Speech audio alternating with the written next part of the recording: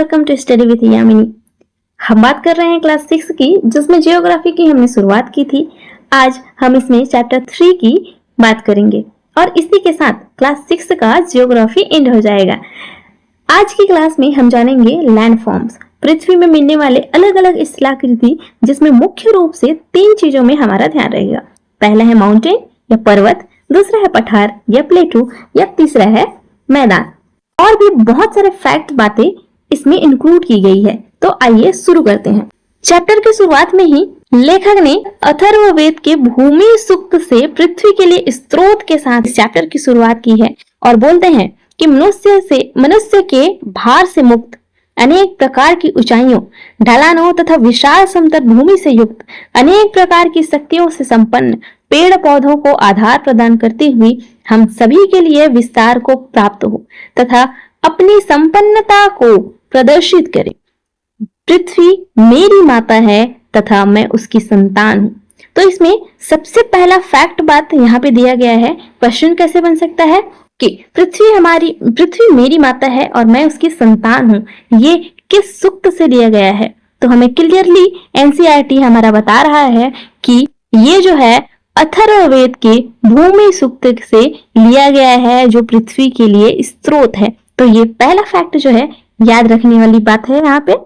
चलिए आगे बढ़ते हैं और देखते हैं कि पिछले क्लासेस के जैसे ही राइटर ने जो है अपने क्वेश्चन के साथ में चैप्टर की शुरुआत की है। और इनका पहला क्वेश्चन है, स्थल रूपों के प्रमुख प्रकार कौन से हैं और जीवन तथा संस्कृति के लिए इनका क्या महत्व है। सेकंड क्वेश्चन है, प्रत्येक स्थल रूप के साथ संबंधित जीवन की क्या चुनौतियां एवं अवसर है। तो इन्हीं क्वेश्चनों के आसपास ही ये चैप्टर जो है हमें पढ़ना पड़ेगा। चलिए आगे बढ़ते हैं और इस चैप्टर का जो मेन पार्ट है जो है पर्वत, पठार और मैदान, इसका हम एक झलक देख लेते हैं। तो पर्वत जो होता है, एक आसान भाषा में जैसे समझे हम, तो पर्वत क्या होता है, जिसका जो बेस रहता है वो चौड़ा रहता है, जिसका जो टॉप है, जिसका जो शिखर है वो नुकीला रहता है, तो हम उसको पर्वत बोलते हैं। पठार क्या रहता है, पठार का बेस भी चौड़ा रहता है और उसका जो टॉप है वो भी समतल रहता है। तो इस प्रकार की स्थलाकृति को हम बोलते हैं कि ये पठार है। और मैदान पूरी तरह से जो है वो सपाट या समतल रहने वाला जगह है। तो वहीं यहाँ पे बताया गया है कि ये पर्वत है। पर्वत की चोटी पे जो है हमेशा बर्फ ढका रहता है, ये पर्वत है। ये जो स्ट्रक्चर दिख रहा है ये पठार है। और ये जो स्ट्रक्चर है जहाँ पे बस्तियां हैं, जहाँ पे कृषि योग्य भूमि है, जहाँ पे नदियां प्रवाहित हो रही है, इसको हम मैदान बोलेंगे। चलिए आगे बढ़ते हैं और जानते हैं इस चैप्टर का इंट्रोडक्शन, इस चैप्टर का परिचय। बोल रहे हैं कि अन्य स्तनधारी जीवों के समान मानव भी पृथ्वी पर निवास करते हैं। अब यहाँ पे स्तनधारी क्या होता है, तो स्तनधारी जीव ऐसे जीव होते हैं जिसकी जो बॉडी है, जिसके आउटर बॉडी पे जो है वो हेयर पाए जाते हैं, हेयर ग्रोथ करते हैं, और जिसके कान दिखाई देते हैं उसको हम स्तनधारी जीव बोलते हैं। जैसा कि आपने देखा है कि भूमि के अनेक रूप और विशेषताएं हैं। एक क्षेत्र से दूसरे क्षेत्र में इसका स्वरूप बहुत परिवर्तित हो जाता है। अब यहाँ पे बेसिकली बताने का ये कोशिश किया गया है, हम एक जगह पे से दूसरे जगह जैसे जाते हैं तो हमें अलग अलग जो लैंडफॉर्म्स है वो दिखाई देते हैं। कहीं पे हमें पर्वत भी दिखाई दे देता है, कहीं पे हमें पठार की जो है दर्शन हो जाता है, कहीं पे हम जो है मैदान दिखाई देता है। तो इस प्रकार की बातें यहाँ पे समझाने की कोशिश की गई है कि हम एक जगह से दूसरी जगह हम जाते हैं तो अलग अलग लैंडफॉर्म हमें दिखाई देने को मिलता है। जैसे यहाँ पे बोला गया है कि झारखंड से छोटा नागपुर के क्षेत्र सड़क के द्वारा जाया जाता है, और उत्तर प्रदेश के प्रयागराज हम पहुंचते हैं, फिर उत्तराखंड के अल्मोड़ा तक जाते हैं। तो इस रास्ते में हमें अलग अलग लैंडस्केप देखने को मिलते हैं। जैसे ये अगर मैं भारत बनाऊं तो यहाँ पे जो है झारखंड का छोटा नागपुर का पठार है। तो यहाँ से निकलते हुए हम उत्तर प्रदेश यहाँ तक जाते हैं, यहाँ प्रयागराज में पहुंचते हैं, फिर यहाँ से होते हुए उत्तराखंड में जाते हैं। तो इन जगहों में जाने से हमें अलग अलग लैंडफॉर्म जो है वो दिखाई देता है। इस प्रकार की बातें यहाँ पे कर रहा है। सो आई होप आप लोगों को बातें समझ में आ रही होगी। चलिए आगे बढ़ते हैं और देखते हैं यहाँ सबसे पहले स्थल रूप के बारे में बताया गया है। स्थल रूप पृथ्वी की सतह का एक भौतिक स्वरूप है। स्थल रूप लाखों वर्षों में आकार लेते हैं और पर्यावरण तथा जीवन के साथ इनका महत्वपूर्ण संबंध होता है। इन्हें व्यापक रूप से 3 श्रेणियों में बांटा जा सकता है, पर्वत, पठार और मैदान। बोलने का तात्पर्य ये है कि इस पृथ्वी पर जमीन का अलग अलग जो रूप दिखाई देता है उसे हम स्थल रूप कहते हैं, जिसको हम देख सकते हैं। भौतिक स्वरूप मतलब जिसको हम देख सकते हैं, जिसको हम छू सकते हैं। और स्थल रूप को 3 श्रेणियों में बांटा गया है, 3 भागों में बांटा जा सकता है। एक होता है पर्वत, दूसरा होता है पठार और तीसरा होता है मैदान। इन स्थल रूपों में विभिन्न प्रकार की जलवायु और अलग अलग प्रकार के पेड़ पौधे तथा जीव जंतु पाए जाते हैं। क्या बोलना चाह रहे हैं कि अगर हम माउंटेन पे, अगर हम पर्वत पे जाएं तो हमें ठंडी की अनुभूति होती है, वहीं अगर हम मैदान में जाएं तो हमें हल्का सा गर्मी लगने लग जाता है। और अगर हम वहीं पे पठार में अगर हम जा रहे हैं, अगर हमारा जाने का मौका मिल रहा है तो वहां पे हमें ठंडी गर्मी का मिक्सचर जो होता है वो उसकी अनुभूति होने लग जाती है। हर पर्वत, पठार और मैदान में अलग अलग डिफरेंट टाइप के पेड़ पौधे और जीव जंतु पाए जाते हैं। फौना एंड फ्लोरा अलग अलग होते हैं, डिफरेंस होते हैं। मानव ने सभी स्थल रूपों के अनुसार स्वयं को ढाला है, किंतु विभिन्न प्रकार के स्थल रूपों में रहने वाले लोगों की संख्या विश्व भर में भिन्न भिन्न होती है। क्या कहने जा रहे हैं कि लैंडफॉर्म पर क्लाइमेट ही चेंज नहीं होता है, बल्कि लोग भी बदल जाते हैं। लोगों का क्या है, लोग तो कहीं भी बदल जाते हैं। चलिए आगे बढ़ते हैं और देखते हैं सबसे पहले पर्वत, माउंटेन। पर्वत वे स्थल रूप है जो आसपास की भूमि से कुछ अधिक ऊंचे होते हैं। इन्हें चौड़े आधार, खड़ी ढलान और संकरित शिखर के रूप में पहचाना जा सकता है। कुछ पर्वत अपनी अधिक ऊंचाई के कारण हिम से ढके हुए होते हैं। ग्रीष्म ऋतु में कम तुंगता एल्टीट्यूड पर हिम पिघल जाते हैं और जल में बदलने के बाद नदियों में बह जाते हैं। क्या बोलना चाह रहा है कि जो पर्वत है उसका जो बेस रहता है वो चौड़ा रहता है और खड़ी ढलान वाली होती है। तो इस प्रकार की जो स्ट्रक्चर होता है जिसकी चोटियों पर बर्फ जमा रहता है तो इसको पर्वत कहा गया है। और ये एल्टीट्यूड क्या है, तो हम एक चीज पहले पढ़े थे कि जैसे हमारा ये ग्लोब है, इसमें ये भूमध्य रेखा है, तो ये जो स्ट्रक्चर है वो लैटिट्यूड का है और ये जो स्ट्रक्चर है वो लॉन्गिट्यूड का है। इनसे एक और भी स्ट्रक्चर होता है जिसको एल्टीट्यूड बोला जाता है। उसी प्रकार एल्टीट्यूड क्या है, तुंगता क्या है, तो एल्टीट्यूड बेसिकली वही होता है जब हम पृथ्वी पर समुद्र तल से ऊंचाई की बात करते हैं तब उसको एल्टीट्यूड कहा जाता है। मतलब ऊंचाई जो है समुद्र तल के कंपैरिजन में कितनी है, इसको हम एल्टीट्यूड कहते हैं। वहीं पे ये बातें दी गई है। चलिए आगे बढ़ते हैं। कम ऊंचाई वाले अन्य ऊंचे स्थान जहां कम खड़ी चढ़ाई और गोल आकार के शीर्ष होते हैं उन्हें पहाड़ी या छोटे पहाड़ या हिल कहते हैं। क्या बोलना चाह रहा है कि अब बेस तो उसका चौड़ा रहता है लेकिन वो जो है ऐसे नुकीला ना हो करके इसका जो बेस है वो कैसा हो जाए, उसका जो बेस है वो ऐसे गोलाकार हो जाए। कहीं अपर्दन, कभी घिसाव, कभी बारिश के कारण ये जो गोला रूप हो जाता है। तो इस प्रकार की जो स्थलाकृति है उसको पहाड़ी या हिल बोला जाता है। आगे बोल रहा है कि आइए विचार करते हैं कि हिम क्या है। हिम क्या है? हिम मतलब स्नोफॉल की बात कर रहे हैं कि बोल रहा है कि यदि आप हिमालय क्षेत्र में नहीं रहते हैं तो संभव है कि आपने जो है वो हिम नहीं देखा होगा। तो आजकल तो नेट का है, भले ही गिरते ना देखें लेकिन हम लोग स्नोफॉल तो देख ही सकते हैं। इसमें एक टर्म है वर्षण, आइए इसको देख लेते हैं। वर्षण वायुमंडल में भूमि पर किसी भी रूप में जल का गिरना, जैसे वर्षा, हिमपात और ओले गिरना वर्षण से सामान्य रूप है। थोड़ा सा आसान भाषा में समझते हैं क्या कि आसमान से पानी का ठोस या द्रव फॉर्म में गिरना, पानी का सॉलिड या लिक्विड फॉर्म में गिरना वर्षण कहलाता है, प्रेसिपिटेशन कहलाता है।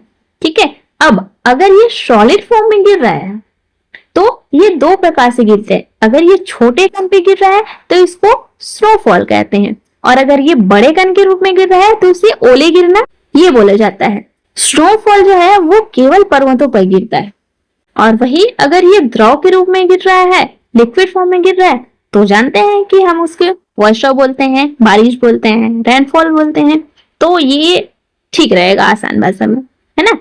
चलिए आगे बढ़ते हैं और देखते हैं यहाँ पे कुछ माउंटेन का जो है पिक्चर दिया गया है। जैसे सबसे पहले है हमारा माउंट एवरेस्ट। एवरेस्ट गिरिशृंग जिसको बोला जाता है, जो नेपाल में है ना, भारत में नहीं है, वो नेपाल में है। और है इसके बाद में एकांकगुआ माउंट। एकांकगुआ माउंट ये साउथ अमेरिका की सबसे ऊंची चोटी है। सबसे लंबी पर्वत श्रृंखला जो वहां है एंडीज की, उसकी सबसे ऊंची चोटी है एकांकगुआ माउंट। लगभग वो 7,000 किलोमीटर का जो लंबी श्रृंखला है ना एंडीज की, उसमें की सबसे जो ऊंची चोटी है वो है ये।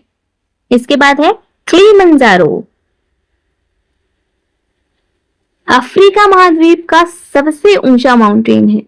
इसको ये सिंगल माउंटेन है। जैसे कि हमारा जो माउंटेन रहता है, सपोज वो मान के चलो ऐसे रहता है, श्रृंखला में रहता है, इस प्रकार से रहता है, तो नहीं, ये जो है वो सिंगल माउंटेन है, किलिमंजारो। फिर है Blanc mountain, long mountain, Europe में है ये। आगे बात करें तो है अपना कंचनजंगा माउंटेन। इंडिया की सबसे ऊंची चोटी भारत के सिक्किम में है। ग्रेट हिमालय, महान हिमालय की भारत में मिलने वाली सबसे ऊंची चोटी है वो कंचनजंगा है। तो अगर आप बोले कि केटू क्या है, तो वो इंडिया की सबसे ऊंची चोटी है, ठीक है। लेकिन अगर कंचनजंगा की बात कर रहे हैं तो इंडिया की सबसे ऊंची चोटी भारत के सिक्किम में, ग्रेट हिमालय, महान हिमालय की भारत में मिलने वाली सबसे ऊंची चोटी है ये। कंफ्यूज नहीं रहना है।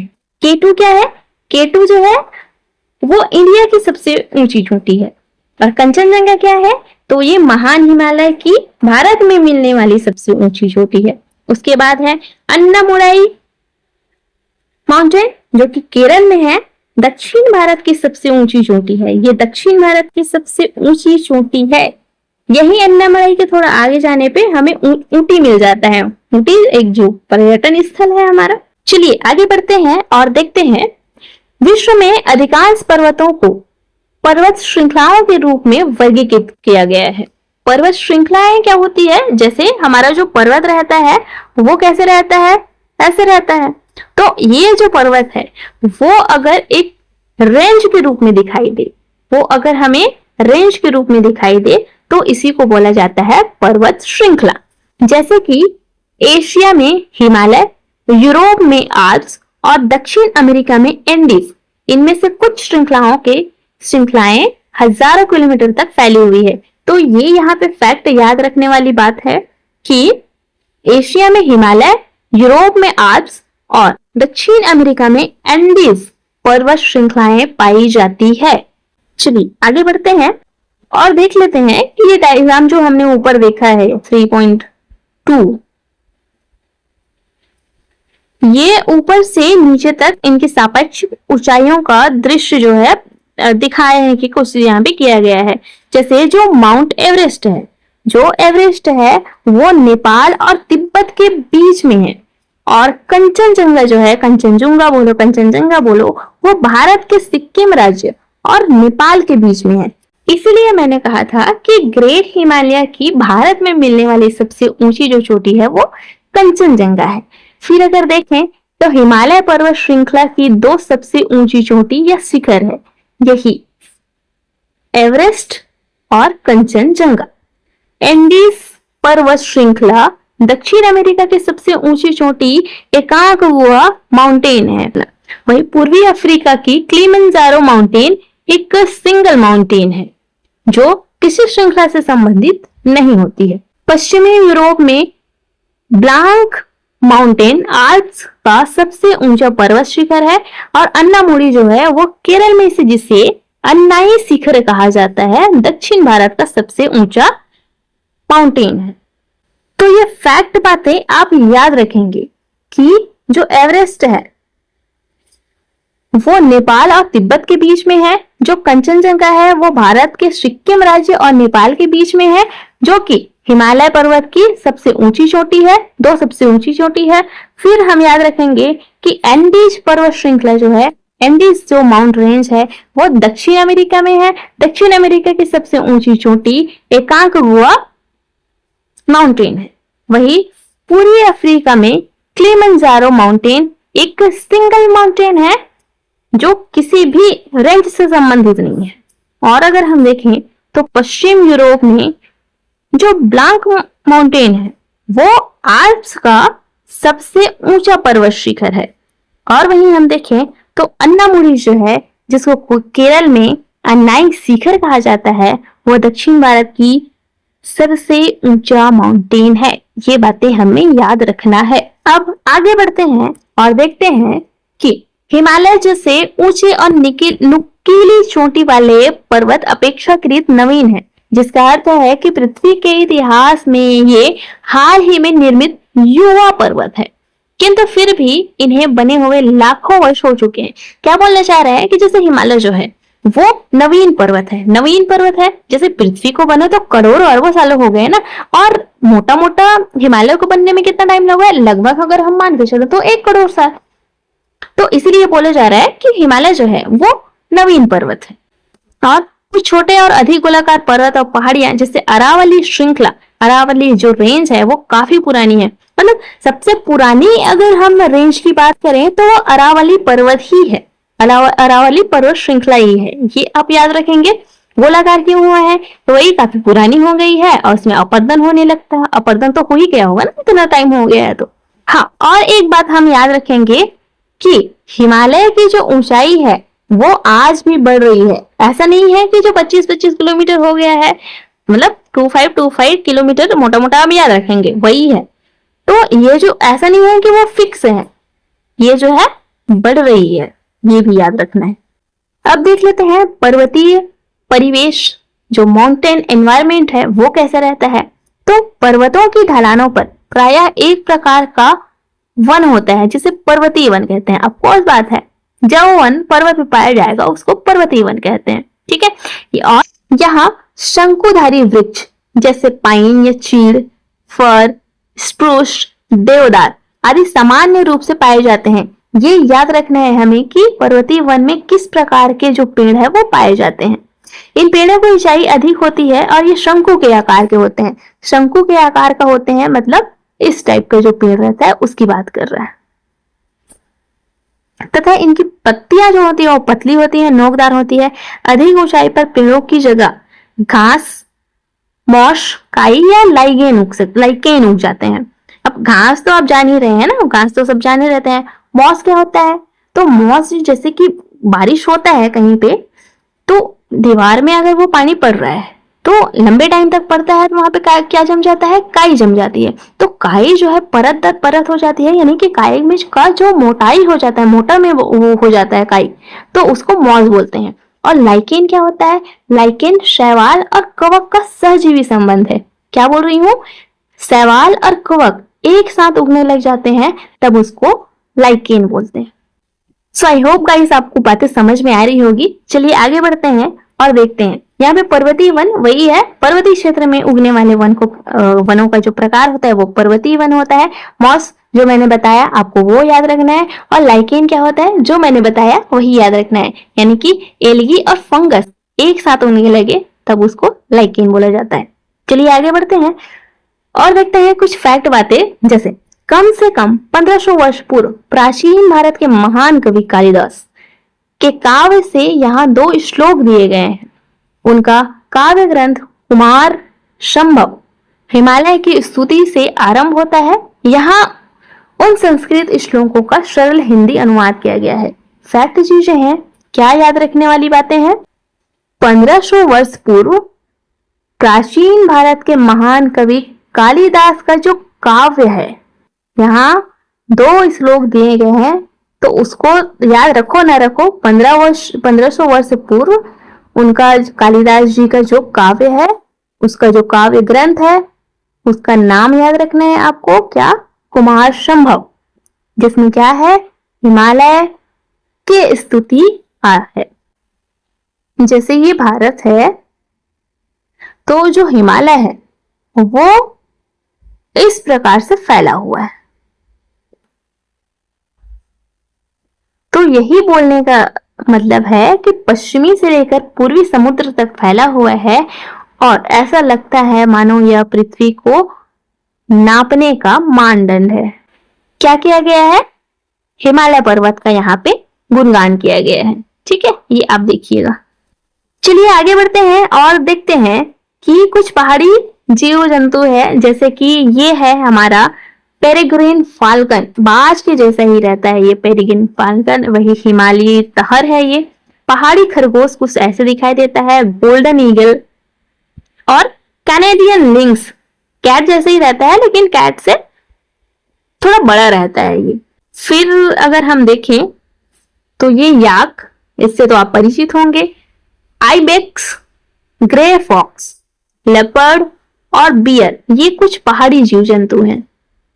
चलिए आगे चलते हैं और देखते हैं पर्वतों का यहाँ पे इंपॉर्टेंस बताया गया है। पर्वत होता है उसमें क्या होता है, तो पर्वतों में जो है घने वन होते हैं, बहती नदियां होती है, झीलें होती है, घास के मैदान होते हैं, कंदराए होते हैं, केव्स होते हैं। अनेक प्रकार के जीवों को ये क्या करती है, आश्रय प्रदान करती है। जैसे कि जो गोल्डन ईगल है, जो सुनहरा गरुड़ है, जो पेरेग्रीन फाल्कन है जिसको घुमंतु बाज बोला जाता है, कैनेडियन लिंक्स, हिम तेंदुआ, आइबेक्स जिसको जंगली भेड़ कहते हैं, हिमालयन तहर, पर्वतीय खरगोश या ग्रे फॉक्स, भालू और बहुत से अन्य जीव, ये क्या है, पर्वतों में आश्रय प्रदान करने, आश्रय से रहने वाले जीव जंतु हैं।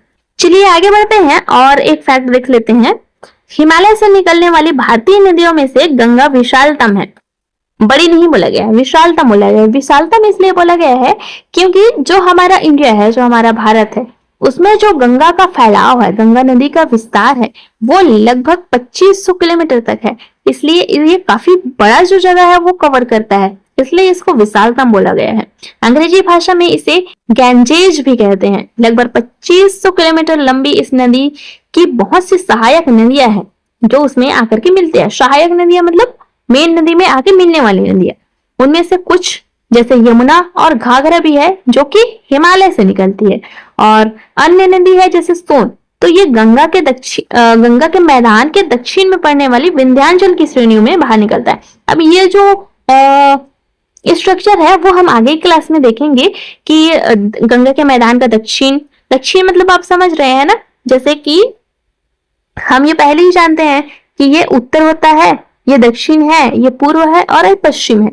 तो इस प्रकार का जो, जैसे हम आगे क्लास में डायग्राम बना के जो हमारा इंडिया का स्ट्रक्चर है उसको बना के जब मैं समझाऊंगी तब यहाँ पे क्लियर हो जाएगा।